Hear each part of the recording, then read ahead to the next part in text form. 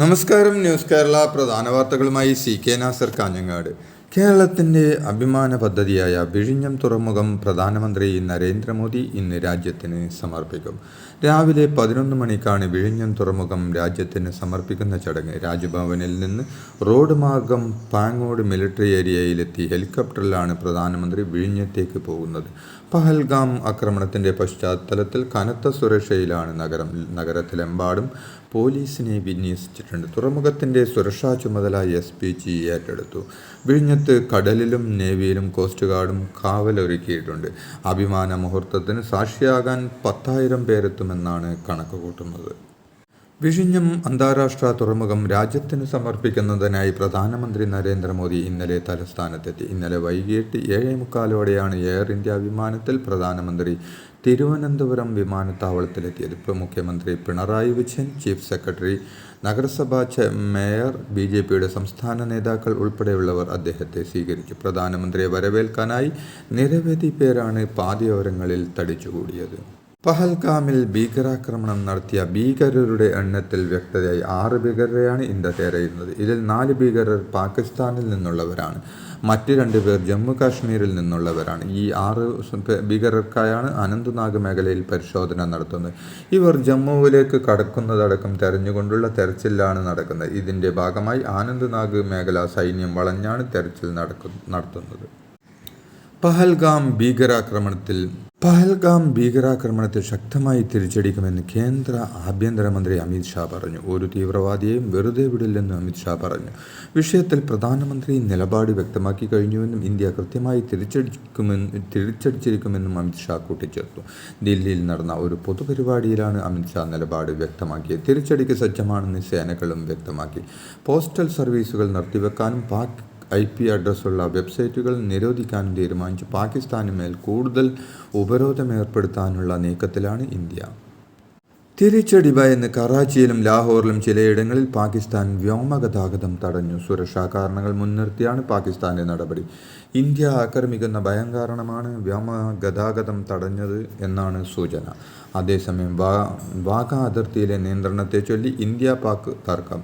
പാക് പൗരന്മാരെ സ്വീകരിക്കാതെ പാകിസ്ഥാൻ വാഗ അതിർത്തി അടച്ചു. പട്ടാരി അതിർത്തി വഴി പാകിസ്ഥാൻ പൗരന്മാരെ കടത്തിവിടുന്ന ഇന്ത്യ തുടരും. അതിർത്തി ഇന്നലെ മുതൽ അടക്കാനുള്ള തീരുമാനമുണ്ടെങ്കിലും പാകിസ്ഥാനികളെ മടക്കി അയക്കാനായി ഇന്ന് തുറക്കും.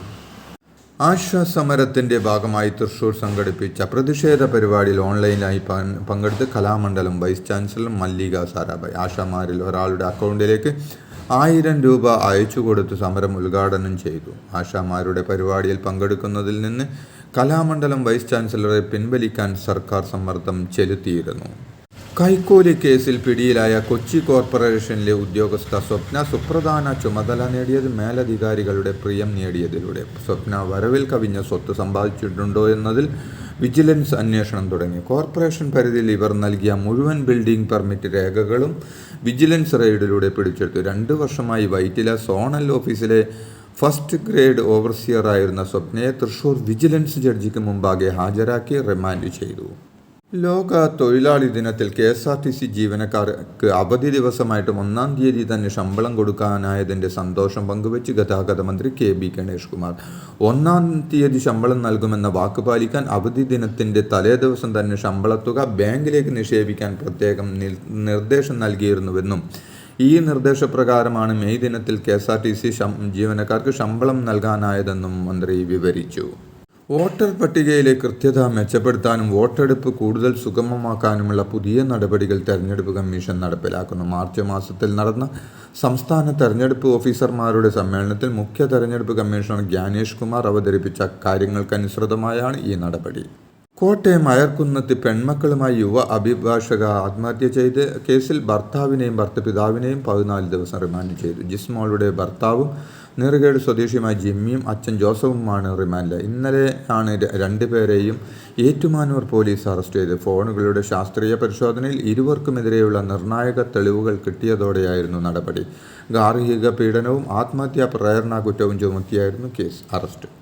പഹൽഗാം കൂടാതെ മറ്റ് 3 കേന്ദ്രങ്ങൾ കൂടി ഭീകരർ ആക്രമണത്തിന് പരിഗണിച്ചിരുന്നതായി റിപ്പോർട്ട്. പഹൽഗാം ആക്രമണം നടത്തിയ ഭീകരർ ഏപ്രിൽ 15-ന് പഹൽഗാമിലെത്തുകയും ബൈസരൻ വാലി ഉൾപ്പെടെ 4 സ്ഥലങ്ങളിൽ നിരീക്ഷണം നടത്തുകയും ചെയ്തതായാണ് റിപ്പോർട്ട്. ആരുവാലി പ്രാദേശിക അമ്യൂസ്മെന്റ് പാർക്ക്, ബേതാവ് വാലി എന്നിവയായിരുന്നു മറ്റ് 3 ലക്ഷ്യങ്ങൾ. ഇവിടെയും ഭീകരർ നിരീക്ഷണം നടത്തിയിരുന്നുവെങ്കിലും ശക്തമായ സുരക്ഷാ ക്രമീകരണങ്ങൾ ആക്രമണം നടത്തുന്നതിൽ നിന്ന് പിന്തിരിപ്പിക്കുകയായിരുന്നുവെന്നും അന്വേഷണ സംഘത്തിലെ ഉന്നത ഉദ്യോഗസ്ഥർ വ്യക്തമാക്കി.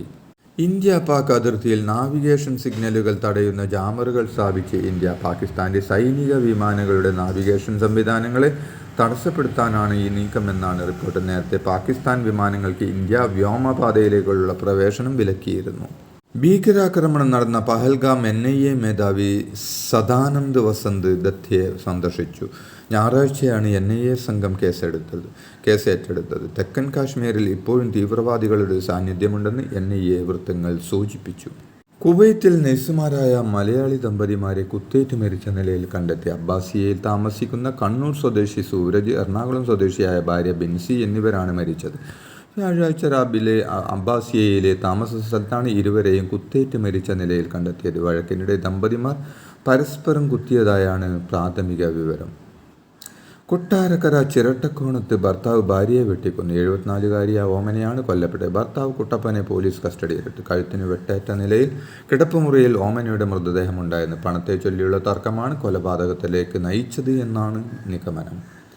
കോഴിക്കോട് വെസ്റ്റ് ബംഗാൾ സ്വദേശിയുടെ മുറിയിൽ നിന്ന് കഞ്ചാവ് പിടികൂടി. ഷാജഹാൻ അലി എന്നയാളുടെ മുറിയിൽ നടത്തിയ പരിശോധനയിലാണ് കഞ്ചാവ് വേട്ട. 8 കിലോ കഞ്ചാവാണ് കുന്നമംഗലം എക്സൈസ് പിടികൂടിയത്. പട്രോളിങ്ങിന്റെ ഭാഗമായിരുന്നു പരിശോധന. കൊച്ചി വൈറ്റിലയിലെ 4 സ്റ്റാർ ഹോട്ടൽ കേന്ദ്രീകരിച്ച് അനാശാസ്യം. വൈറ്റില ആർട്ടിക് ഹോട്ടലിൽ പോലീസ് നടത്തിയ പരിശോധനയിൽ 11 യുവതികളും ഇടനിലക്കാരനും പിടിയിലായി. ലഹരി പരിശോധനയ്ക്കിടെയാണ് സ്പായുടെ മറവിൽ പ്രവർത്തിച്ചിരുന്ന അനാശാസ്യ കേന്ദ്ര സംഘം പിടിയിലായത്. മാംഗ്ലൂരു നഗരത്തിൽ വീണ്ടും രാഷ്ട്രീയ കൊലപാതകം. ബജ്രംഗ് ദൾ നേതാവായിരുന്ന സുഹാസ് ഷെട്ടിയാണ് കൊല്ലപ്പെട്ടത്. സൂറത്ത് കൽ ഫാസിൽ കൊലക്കേസിലെ പ്രധാന പ്രതിയാണ് കൊല്ലപ്പെട്ട സുഹാസ് ഷെട്ടി. യുവമോർച്ച നേതാവ് പ്രവീൺ നെട്ടാരുവിൻ്റെ കൊലപാതകത്തിന് പിന്നാലെയാണ് ഫാസിൽ കൊല്ലപ്പെട്ടത്. നിലവിൽ സുഹാസ് ഷെട്ടി ബജ്രംഗ് ദളിൽ സജീവമല്ല. മാംഗ്ലൂർ ആശുപത്രിയിലും പരിസരത്തും സംഘർഷാവസ്ഥ തുടരുന്ന സാഹചര്യത്തിൽ നഗരത്തിൽ സുരക്ഷ ശക്തമാക്കി. പഹൽഗാം ഭീകരാക്രമണത്തിൽ ഇന്റലിജൻസ് വീഴ്ചയുണ്ടായെന്ന് ജമ്മു കാശ്മീർ മുൻ മുഖ്യമന്ത്രി ഫാറൂഖ് അബ്ദുള്ള. കാശ്മീരിൽ മികച്ച രീതിയിൽ ജീവിക്കുന്നത് പാകിസ്ഥാന് ഇഷ്ടമല്ലെന്നും ഈ ആക്രമണം ഇന്ത്യയിലെ മുസ്ലിങ്ങൾക്ക് എത്രത്തോളം തിരിച്ചടിയാകുമെന്നും അവർ പരിഗണിച്ചില്ലെന്നും ഫാറൂഖ് അബ്ദുള്ള പ്രതികരിച്ചു. പാകിസ്ഥാനെ തെമ്മാടി രാജ്യമെന്ന് വീണ്ടും വിളിച്ച് ഇന്ത്യ. പാകിസ്ഥാനെ ആഗോള ഭീകരവാദത്തിന്റെ കേന്ദ്രമെന്നും പ്രതിരോധ മന്ത്രി രാജ്നാഥ് സിംഗ് പറഞ്ഞു. അമേരിക്കൻ പ്രതിരോധ സെക്രട്ടറി പീറ്റ് ഹെക്സത്തുമായുള്ള ചർച്ചയിലാണ് ഇക്കാര്യം പറഞ്ഞത്. പാകിസ്ഥാൻ കേന്ദ്രീകൃത ഭീകരവാദത്തോട് ലോകം കണ്ണടക്കരുതെന്ന് രാജ്നാഥ് ആവശ്യപ്പെട്ടു. ഭീകരവാദത്തിനെതിരായ ഇന്ത്യയുടെ നിലപാടിനൊപ്പം നിൽക്കുമെന്ന് പീറ്റ് ഹെക്സത്ത് വ്യക്തമാക്കി. ഇതോടെ ഇന്നത്തെ പ്രധാന വാർത്തകൾ സമാപിച്ചു. നന്ദി, നമസ്കാരം.